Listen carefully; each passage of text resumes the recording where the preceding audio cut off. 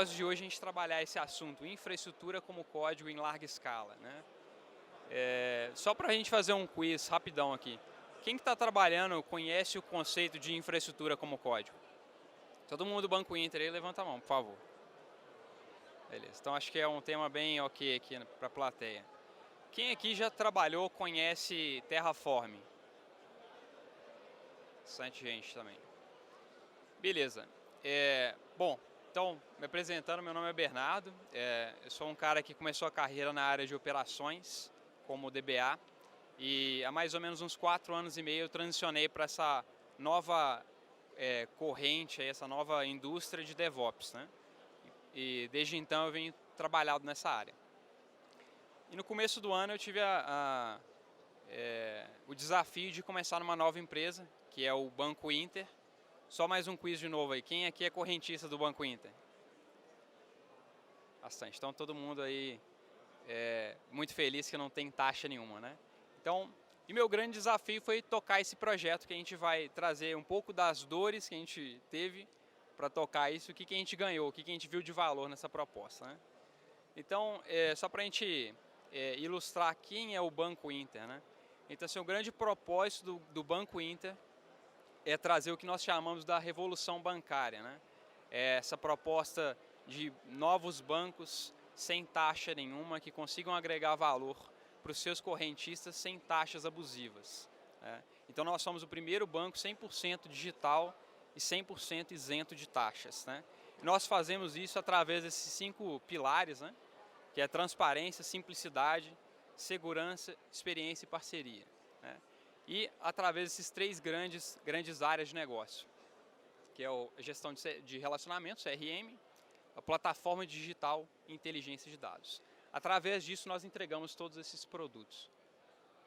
Bom, qual que era o estado da arte do banco quando a gente chegou com esse propósito, né? Então assim, o banco é 100% AWS, isso não é um segredo para ninguém.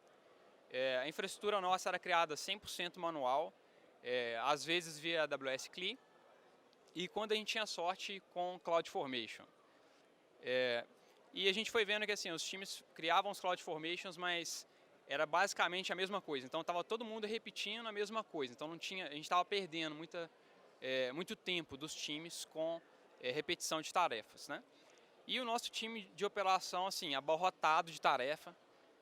Você olha para alguns aqui, você vê a cara de cansaço na expressão deles. Estou olhando para alguns aqui. Mas qual que era a ideia? Muitas dessas tarefas que eles estavam fazendo eram tarefas repetitivas que a gente poderia automatizar. E no banco, como que a gente trabalha? A gente usa uma metodologia lá do Spotify, já está bem conhecida, né? Que é a ideia de squad. E o que é o grande propósito do squad? É você ter time multidisciplinar e um time que tenha muita autonomia para tomar decisões, né? Porém, esses times eles não tinham muita autonomia no quesito infraestrutura, eles não tinham acesso para construir essa infraestrutura que eles precisavam, né? Então estavam muito amarrados na arquitetura, nos times de operações, né? E sem contar que assim, a gente tem uma demanda altíssima de entregar novos produtos para a gente agregar mais valor no mercado. E o nosso DNA é de entrega, o DNA de quem trabalha do banco é de entrega. Então assim, a fome com vontade de comer. Então o que isso traduz para a arquitetura, para construir um design de IAC? A gente precisa de entregar alguma coisa que o time consiga agregar valor da maneira mais simples possível, né? Um pouquinho da nossa infraestrutura, nós temos dezenas de contas na Amazon e o core da nossa plataforma hoje está dentro do Kubernetes. Nós temos mais de 300 microserviços rodando em produção hoje no Kubernetes. Então era mais ou menos isso. Baseado nesse cenário que a gente encontrou, nós chegamos nos seguintes goals de design. Então a gente queria elaborar um modelo de todo mundo pode construir o que quiser. Cara, e você dizer que todo mundo pode construir tudo num ambiente como uma instituição financeira é algo extremamente desafiador. Porque qualquer erro de segurança que você tomar, você vai, cara, causar uma catástrofe. Então, para a gente chegar nesse cenário onde todo mundo pode construir o que quiser, desde que ele tenha aprovações das pessoas certas, É um cenário de escrever infraestrutura como código da maneira mais segura possível. Então, o que era o nosso grande desejo? Garantir que todas as pessoas que não têm tanto tempo para estudar a fundo os produtos da Amazon, garantir que esses modelos de infraestrutura consigam trazer essas melhores práticas da indústria e as melhores práticas de segurança de uma maneira que a pessoa consiga somente ir lá e usar. Então, obviamente, o código tem que ser extremamente reaproveitável. Como vocês viram, a gente tem centenas de microserviços. Então, não dá para cada dono de microserviço ir lá e construir uma infraestrutura do zero, né? Então, a gente precisa de ter o máximo de reaproveitamento, porque a stack desses serviços é muito parecida uma com as outras. E a gente queria um modelo onde não fosse automático, que fosse 100% automatizado, né?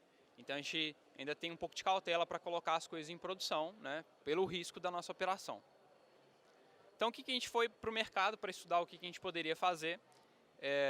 Primeira proposta, se você está na Amazon, você obviamente vai olhar CloudFormation. Mas o problema do CloudFormation é que ele é muito centrado na AWS. Então, se você quiser fazer o conceito de infraestrutura como código para qualquer outra coisa, você vai ter que fazer um design à parte para essas outras coisas.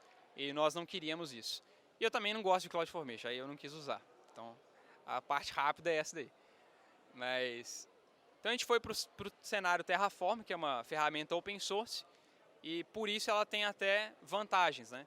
É engraçado dizer isso, mas produtos da Amazon acabam sendo implementados em Terraform antes do que na própria CloudFormation, porque a comunidade vai lá rapidona e faz a implementação. Você tem um conceito de módulos, então você consegue colaborar, inclusive a comunidade hoje colabora muito, né? A gente usa muitos módulos que são da comunidade. E ela não é só da Amazon, né? Então você tem um conceito de provedores, né? Providers. E se você quiser, você consegue fazer um provider para qualquer firewall PEBA que você tiver e você consegue fazer um provider de Terraform para você. Bom, mas, cara, Terraform não é IAC. A gente tem que olhar o Terraform mais como uma linguagem, né? Então, quando você está tomando uma decisão de um projeto, você escolhe que você vai fazer em Java, você não implementou o projeto, você escolheu a linguagem, né? Então tem muita coisa ainda para você resolver. E se você tomar a decisão de Terraform ao invés de CloudFormation, você vai ter mais problemas ainda para resolver, né? Que no CloudFormation você não teria. Então, só para citar alguns, você tem um problema que você precisa de gerenciar uma forma de gerenciar o estado do Terraform, né? O estado é aquele arquivo onde tem o estado da sua infraestrutura, né? Você tem trabalhar com conceitos como quanto de infraestrutura que eu vou colocar no mesmo estado, né? E o Terraform tem que controlar locking para garantir que duas pessoas que estão tentando mexer na mesma infraestrutura não consigam colidir uma com a outra. Como lidar com ambientes, UAT, produção, dev, como que eu faço isso? Como orquestrar isso, né? Porque no CloudFormation você manda a Amazon fazer e ela faz. E aí? O que você vai fazer? Você vai fazer um CI/CD para isso, né? Obviamente, em larga escala, você está servindo centenas de pessoas, você tem que pensar num modelo de conceitos de engenharia de software mesmo. Como que você vai fazer testes de Terraform? Como que você testa a infraestrutura? Como que você aplica modelos como o Dry, né? E, obviamente, se você tem dinheiro, você vai olhar o Terraform Enterprise também, que é a ferramenta que mais ou menos resolve esses problemas aqui, só que ela custa uma grana boa. E nós até tínhamos budget para comprar o Terraform Enterprise, mas a gente optou por não fazê-lo. Por quê? Primeira coisa que a gente notou na arquitetura lá de janeiro, que foi quando a gente começou o projeto, era uma coisa meio single instance. Então, assim, pensa bem, tenho uma instância que vai rodar toda a minha infraestrutura e eu tenho que colocar uma role cabulosa nessa instância, porque ela vai precisar de construir infraestrutura em todas as contas. Então, assim, a gente ficou muito receoso de ter o modelo dessa forma. Ele é baseado em workspaces. Então, o workspace pensa numa área do seu estado. Só que a nossa stack do Banco Inter, a gente gosta de dizer que dentro de uma mesma stack a gente tem vários responsáveis, né? Então, assim, segurança é responsável por uma parte, o squad é responsável por outra, o pessoal de banco é responsável por outra parte, a arquitetura é responsável por outra. E no Terraform Enterprise, você consegue, o aprovador da workspace tem que ser uma pessoa única. Então a stack tem que ter um único responsável. Então isso meio que inviabilizava o projeto orientado no Enterprise. E também a gente teria um custo elevadíssimo, porque cada microserviço teria uma workspace. E o custo do Enterprise é por workspace. Então, não é só uma workspace por microserviço, é uma workspace por ambiente de microserviço. Então, assim, seria multimillion o projeto. A gente foi para o mercado e olhou uma outra ferramenta que eu já tinha vários amigos que tinham usado, que chama TerraGrunt, que é basicamente um wrapper de Terraform. Então ele executa o Terraform para você, só que ele resolve alguns problemas. O que foi a sacada do cara? O cara que fez essa ferramenta, ele é o mesmo cara que escreveu o livro Terraform Up and Running, e recentemente publicou a segunda versão. Então o livro referência de Terraform, esse cara escreveu. E ele pegou todos os problemas que ele foi encontrando em escrever Terraform em larga escala e compilou numa ferramenta chamada TerraGrunt. O que essa ferramenta traz de benefícios para nós? Então, a primeira coisa que ela provê, uma separação muito clara do que é código e o que é configuração. Ela já tem, na visão dela geral, uma forma de você trabalhar com muitas contas na AWS. E ela encoraja uma infraestrutura centralizada de IAC, que veio a ser um critério importantíssimo para nós, para o nosso modelo de aprovação de infraestrutura que a gente queria criar. Então, um repositório de IAC no TerraGrunt, ele espera que você siga uma estrutura parecida com essa, onde você vai tendo pastas, e essas pastas, elas orientam a visão geral da sua ferramenta. Então, você pode ter toda a sua estrutura aqui dentro dessa conta, e em qualquer pasta dessa aqui, você pode executar um comando para construir toda essa conta. Então pensa, se você tem um modelo desse e acontecer uma catástrofe na sua empresa, você consegue recuperar todo o estado da sua infraestrutura executando um comando aqui na raiz, de todas as contas da AWS. Então assim, para nós isso era um sonho, né? Ter alguma coisa desse tipo. E aqui, na raiz, ao invés de você ter código Terraform, você só tem variáveis que apontam para o módulo Terraform que resolve efetivamente o problema que você quer resolver. Esse cara também já tem um conceito de configuração do estado do Terraform de uma forma automática para você. Então, basicamente, ele tem alguns arquivos de configuração onde você passa o desejo do seu estado, né? Então, por exemplo, aqui eu estou falando que eu quero gerenciar meu estado num bucket S3 da região de Virgínia, e que eu vou usar uma tabela Dynamo para o lock do estado. Então, se esse bucket S3 não existir, ele vai criar para mim. Se essa tabela Dynamo não existir, ele vai criar para mim. E detalhe, nessa visão aqui, cada arquivo desse aqui tem um estado separado. E essa funçãozinha aqui é que faz toda a mágica de verificar qual que é a raiz que esse cara está no repositório, e montar um arquivo de estado só para aquele pedaço de infraestrutura. E ele encoraja algo que foi também fundamental, crucial para o nosso projeto, que é encorajar um modelo de componentes de infraestrutura ao invés de stacks. O que é isso? Vamos pensar uma infraestrutura bem simples aqui, de um auto-scaling group, security group, um load balancer e um banco de dados RDS. Num modelo de stack, você vai construir sua infraestrutura orientada ao stack.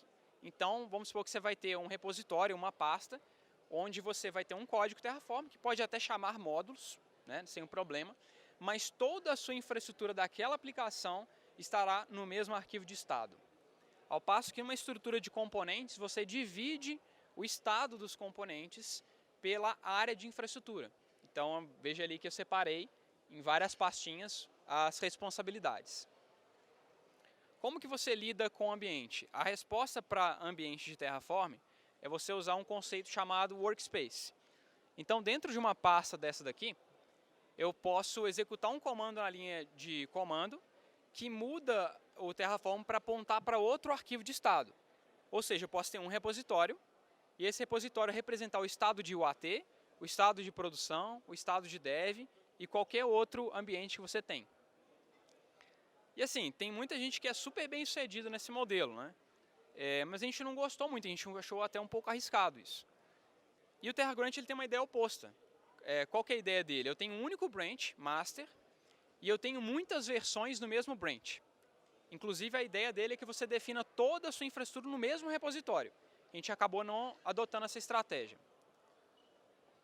E aqui você tem na sua aplicação, você basicamente declara esses componentes, só que você pode estar apontando para versões de módulos diferentes, para você testar uma versão nova da infraestrutura, e variáveis diferentes.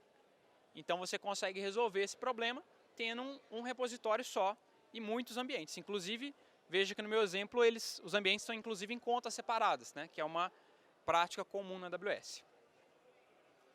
Bom, isso é o ferramental. Como que a gente fez no Banco Inter? Então, toda a nossa estratégia para construir a AC em larga escala, ela está orientada a 4 grandes nomes: Blueprints, Modules e AC Solution. O que é um module?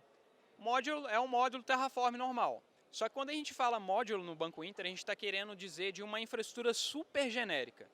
Super genérica. Ela não pode pensar em nada que seja Banco Inter. Ela tem que pensar de uma maneira diferente. Se eu quiser pegar esse módulo e usar em outra empresa, tem que funcionar. Ela pode inclusive ser escrito de um vendor, porque isso vem de uma prática nossa de, cara, tem que ser simples para as pessoas usarem. Então, uma pessoa pode, se o módulo estiver bem escrito, ela pode pegar de um vendor e trazer para o nosso repositório. Testes são obrigatórios na camada de módulo, e para a gente não ter trocentos mil repositórios de módulos, a gente orienta a agregar muitos módulos dentro de um conceito. Por exemplo, a gente tem um repositório chamado Messaging, e dentro dele a gente tem módulos para SNS, para SQS, né, para Chinese Strings, a gente coloca dentro desse cara. E a estrutura dele é mais ou menos assim: a gente tem uma pasta de exemplos. Então toda pessoa que está escrevendo um módulo, ela é obrigada a declarar exemplo de como usar aquilo. E o exemplo é um código funcionando. Dentro da pasta de módulos, ela declara N módulos. E dentro da pasta testes, ela tem que prover um teste daquela infraestrutura. Como são feitos os testes, né? Testar IAC não é uma coisa fácil, porque você não pode simplesmente ir lá e mocar a Amazon. Não tem como você fazer isso. Então, como que você testa IAC? Você constrói a infraestrutura, faz o que você espera que aquela infraestrutura entregue, e aí depois você destrói ela. A gente faz isso com uma ferramenta que o pessoal da GrantWorks, que é a empresa por trás do TerraGrant, fez também. Chama TerraTest. Então, você escreve testes em Go, mas não tenham medo de Go. É uma linguagem super simples e super fácil de usar. E nos módulos, nos exemplos, a gente basicamente declara esses módulos que a gente declarou aqui, para que a gente use eles no exemplo. E aí o que os testes fazem? Os testes usam os códigos de exemplo para construir infraestrutura e fazer alguma coisa. No caso, esse cara aqui está criando um cluster de Kubernetes. Então o que eu tenho que fazer para testar se um cluster de Kubernetes está funcionando? Cara, coloca um microserviço lá e veja se ele vai funcionar. Se ele funcionar, minha infraestrutura está funcionando. E na Blueprint é outra camada. Então na Blueprint a gente sempre herda módulos. E é aqui que a gente trata coisas específicas do banco. Então, se existe uma regra, uma best practice que nós definimos no Banco Inter, essa regra de negócio, entre aspas, será tratada na camada de blueprints, né? Um exemplo claro nosso: a gente não aceita nenhum tipo de bucket S3 público. Então, o nosso módulo permite que um bucket seja público. Só que na Blueprint, a variável que eu passo para o módulo diz que private equals true. E você não pode fazer mais nada que... Não tem nada que você possa fazer que você consiga criar esse bucket público. Por quê? A gente quer resolver best practices de segurança e best practices da AWS nessas camadas. A gente não, por enquanto, a gente não obriga testes nas blueprints. Já foi bastante complicado trazer teste para módulos. Não estou falando uma coisa que é super simples de fazer, é difícil. Mas já foi... construir uma fundação estável só foi possível via teste. Vou beber uma aguinha aqui.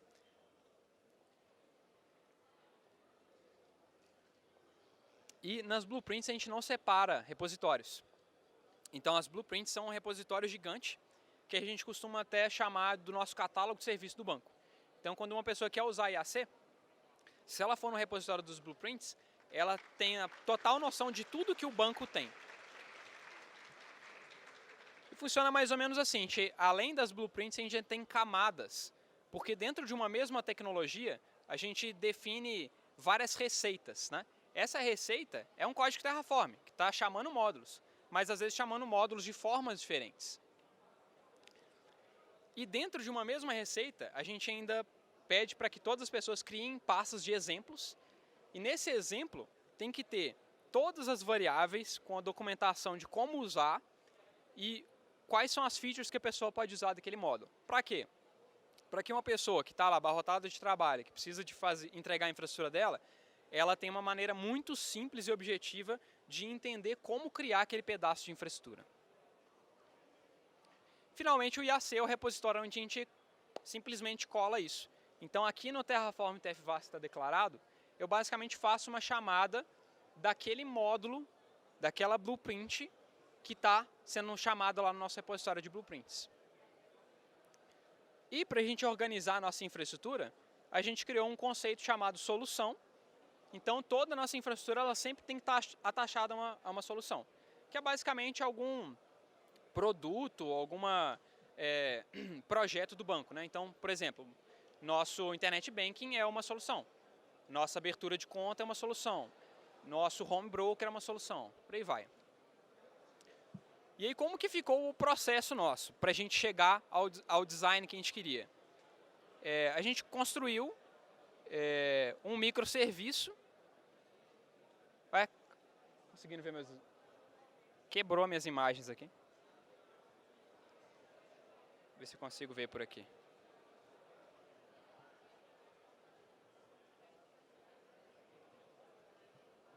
Cara, vou mostrar na raiz aqui para vocês. Então.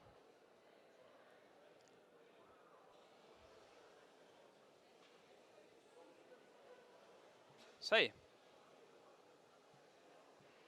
Dá para enxergar aí, pessoal?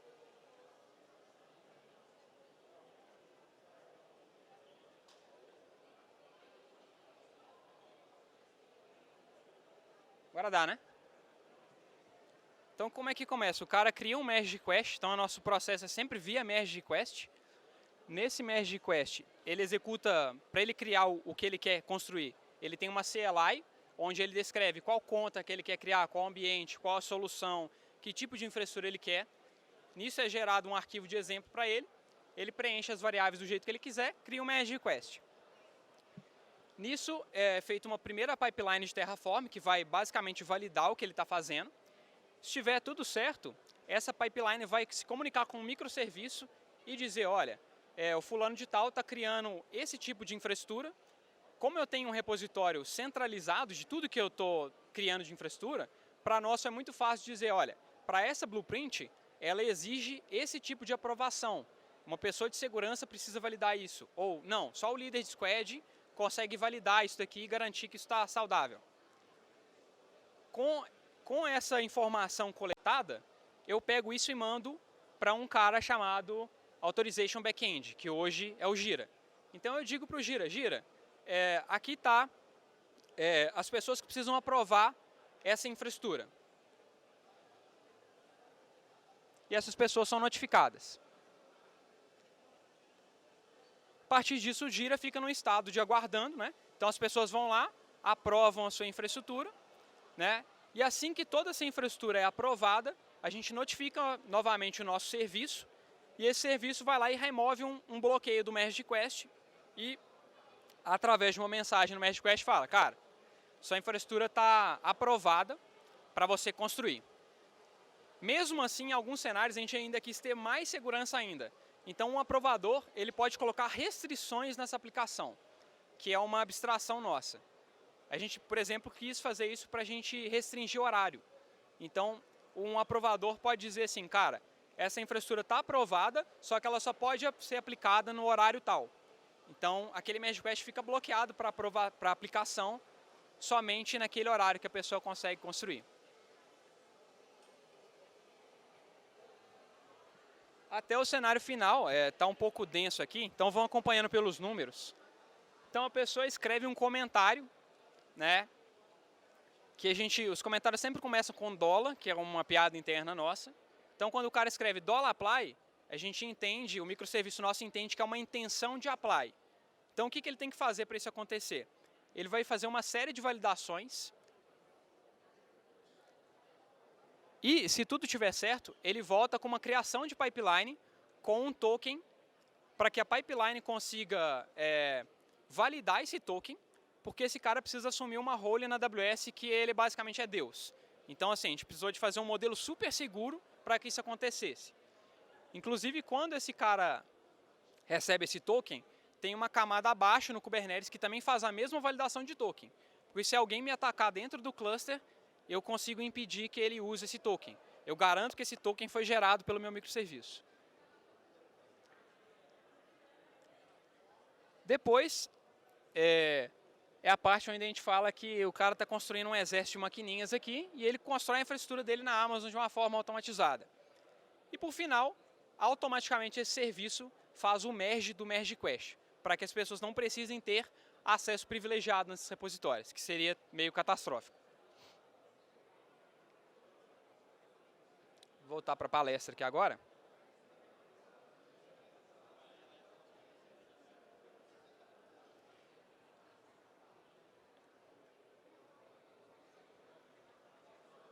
Cara, ideias finais que a gente foi aprendendo. Se você não tem teste, seu código está quebrado. Então, assim, cara, eu sei que é difícil fazer teste de Terraform, não é fácil, a gente sofreu pra caramba, mas tentem fazer, porque uma fundação saudável só vai ser estabelecida através de testes. Façam apply, nossa ideia foi fazer apply sempre em merge request, não na master. Quem vem de engenharia de software vai pensar assim, cara, mas você tem um estado da sua infraestrutura que você está aplicando um merge request antes de mergear? Sim. Por quê? Limitações da indústria. Num plane do Terraform, você não consegue capturar todos os problemas que podem acontecer. Então, se você aplicar isso na master, você vai acabar tendo que fazer revert um monte de vezes. Então, a nossa ideia foi, cara, faz apply sempre no merge request, depois faz o merge. O que foi o side effect dessa ideia? Você tem que criar um mecanismo de locking. Por quê? Pode ser que alguém construa um pedaço da infraestrutura, dê problema, a pessoa vai lá e fecha o merge request. E aí? Você tem um pedaço de infraestrutura que foi criado e você não tem isso em estado nenhum, não está no seu repositório. Então, assim, a nossa master, ela representa o estado de infraestrutura criada. Tudo que está na master representa a infraestrutura que está em produção, né? Cara, a gente teve essa tentação no começo de compartilhar estado de Terraform entre contas. Então, assim, você pode ir lá na bucket policy do seu estado Terraform e falar assim, olha, vou fazer uma bucket policy para que outra conta consiga consumir estado Terraform. Só que você tem que lembrar o seguinte, o estado Terraform tem informação sensível. Então, tenha esse cuidado. E por que você compartilha estado de Terraform? Que às vezes um componente depende do outro. Então, você quer extrair informações desse outro componente para você montar a sua estrutura. Então, o que foi o nosso cenário? A gente tem basicamente um trade-off entre usabilidade e segurança. E toda vez que a gente tinha um trade-off de qualquer coisa com segurança, a gente priorizava a segurança, né? Então, fica uma recomendação também. Cara, invista pesado em template de repositório. Toda a nossa infraestrutura, desde a blueprint, do módulo, dos testes, tudo a gente tem um template.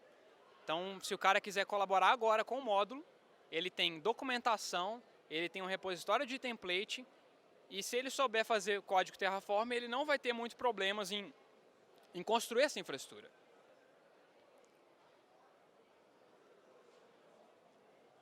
Outro ponto, esse é meio polêmico. Proceda com cautela com o Terraform como delivery, né? Então, Terraform, sim, você consegue fazer delivery de aplicações com ele, né? Você consegue fazer autoscaling group com o Terraform, ele tem provider para Helm, se você quiser fazer deploy no Kubernetes. Todos eles têm. Porém, na maior parte desses cenários, ele é muito limitado, né? Então, por exemplo, para esse autoscaling group, você só consegue fazer o famoso deploy Highlander, que é a minha nova infraestrutura. Assim que ela passar no health check, eu deleto a antiga. Mas às vezes num cenário mais complexo de release, que você quer fazer canary release, que você quer fazer AB, ou mesmo que você quer manter a versão de produção mais um tempo para você fazer um rollback rápido, você não vai conseguir. Então, assim, nossa estratégia foi, a gente até tentou fazer algumas coisas, mas a gente acabou vendo que não ia ficar muito legal. Mas, cara, assim, conheço muita gente que é bem sucedido nessa área, mas a gente optou por não fazer. Estado Terraform, a gente viu que a estratégia de componentes ela funciona muito bem. Por quê? Quanto menor for o seu estado, melhor é. Por quê? Menos chance de problema você tem. Porque se você perder o estado ali de um componente, você perdeu o estado de um componente, você não perdeu o estado da sua stack inteira. Você não perdeu o estado da sua infraestrutura inteira. Então foi esse um ponto muito importante. E o último que eu tirei de uma palestra do Pragmatic Dave. Assistam essa palestra chamada Agile is Dead. E ele fala isso daí. Não deixe que experts te digam o que fazer. Então não é porque eu estou falando aqui um monte de coisa de IAC que você tem que implementar desse jeito. Tudo tem um contexto. Então esse era o contexto do Banco Inter. A gente implantou o IAC dessa forma pelo nosso cenário. Talvez na sua empresa vai fazer sentido você ser mais orientado a stack. Vai fazer sentido você compartilhar estado de Terraform. Às vezes segurança não é tão importante para você. E por aí vai, né? Bom, era mais ou menos isso que eu tinha para falar. Esse QR Code aqui leva ao nosso Kenobi de vagas. Nós temos, cara, inúmeras vagas. O banco está crescendo de uma forma absurda. E nós precisamos de gente qualificada para nos ajudar na revolução bancária. Então, convido a todos a ser sangue laranja. Então, vem ser sangue laranja.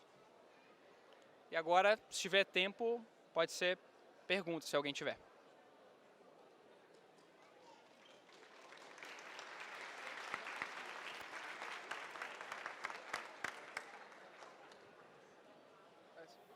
Só um pouquinho.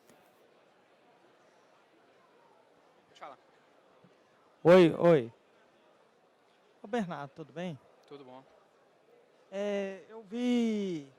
Eu vi você falando sobre utilizar um branch master como único. Beleza. Mas no pipeline de aplicação e tal, de produção, você utiliza só esse branch master? Ou você utiliza um ambiente alfa, beta? Como que fica? Eu vou voltar no slide aqui que talvez fique mais visível para você.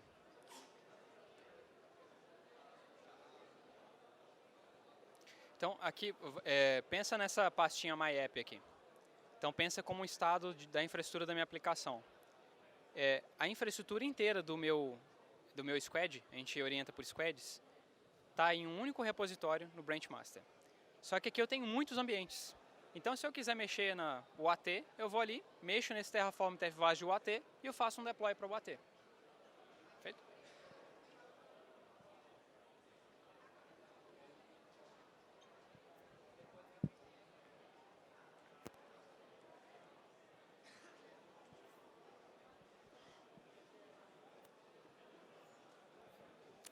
Oi. Tudo bom, Bernardo? Tudo bom, cara? O TerraGrant, ele usa Git por trás Não, dos panos, né? o TerraGrant ele não tem uma integração com o Git, né? Ele tem o pessoal do GrantWorks, né? Construiu essa ferramenta recomendando uma abordagem de monorepo e de single branch. Mas você não necessariamente precisa usar o Git para usufruir do TerraGrant, por exemplo. Beleza, valeu.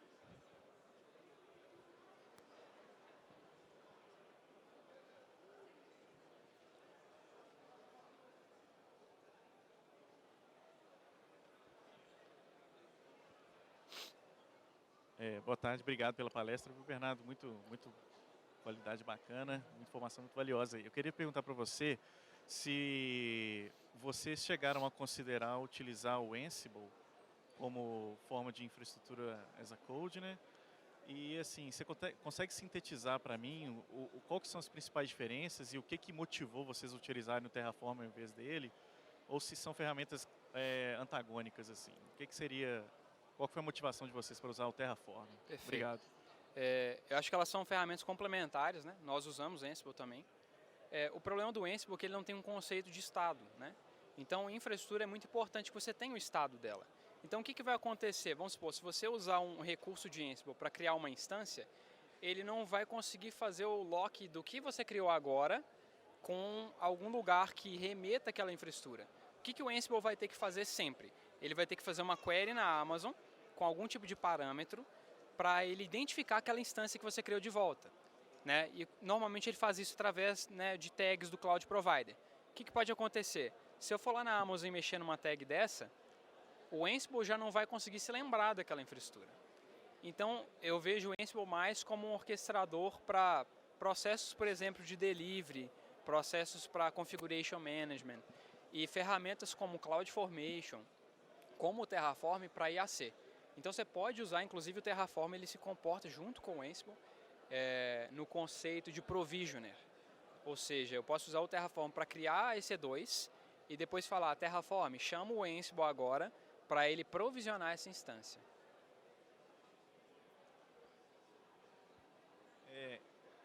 Isso foi uma diferença que realmente foi percebida, está rolando essa semana umas palestras de Terraform e Ansible. Então, o Terraform ele é mais voltado para a infraestrutura mesmo, né? Ele não tem essa parada de configuração, tipo, o Ansible você consegue, por exemplo, configurar um application pool no Windows, lá no IS. Terraform não tem essas funcionalidades, né? O Terraform ele não vai dentro da instância. Ele né? faz a infra só, né? Sim, mas ele tem o conceito do provisioner, né? Uhum. Então, assim, o provisioner é uma interface de alguém que quer fazer um provisionamento de uma infraestrutura. Tá certo. Então, assim, você pode usar um provisioner do tipo Shell, um provisioner do tipo Ansible, um provisioner do tipo Chef. E ele vai lidar com esse tipo de configuração, como você falou, de entrar, configurar no IS o pool de máquinas. Entendi. Obrigado. Valeu.